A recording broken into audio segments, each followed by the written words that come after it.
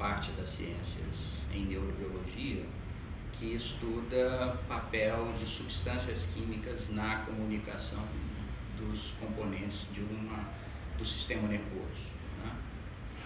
Eu sempre me interessei, entre várias dessas substâncias, eu sempre me interessei muito por uma substância chamada dopamina, que é uma molécula que sinaliza informações dentro do nosso sistema nervoso central e periférico, e atualmente nós estamos utilizando os resultados dos nossos estudos de mais de 30 anos de trabalho nessa área, tentando estabelecer, por exemplo, células, né, do sistema nervoso em cultura, né, que expressam esse neurotransmissor. Não só expressam, não só sintetizam, mas usam esse neurotransmissor para sinalizar células entre si.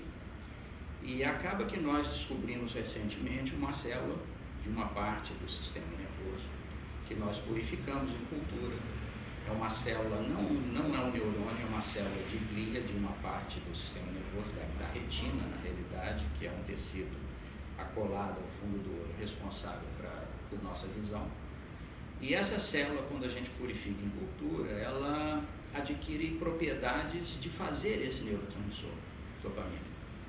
E isso foi um achado interessante, porque é uma propriedade que ela adquire espontaneamente, quer dizer, ela faz essa opção espontaneamente. E acaba que nós estamos utilizando essas células porque elas se proliferam em cultura, crescem, então eu posso obter quantidades suficientes dessas células para transplantes terapêuticos. Isso é uma teoria, né? Isso é uma possibilidade a longo prazo da nossa carreira. Mas o que nós estamos fazendo é, com o uso de animais, com modelos animais experimentais para a doença de Parkinson, nós estamos transferindo, implantando essas células nos cérebros desses animaizinhos, com o que nós chamamos de modelos de Parkinson animal. E o que nós estamos observando é que essas células estão curando esses animais. Por quê? Porque na doença de Parkinson, o que acontece normalmente é uma perda de neurônios, né, do nosso cérebro, que utilizam exatamente esse neurotransmissor para sinalizar funções que acabam regulando a atividade motora dos indivíduos, né, da neurologia. E o fato é que, no modelo animal, o transplante dessas nossas células tem curado esses animais. Então, é uma possibilidade promissora a longo prazo.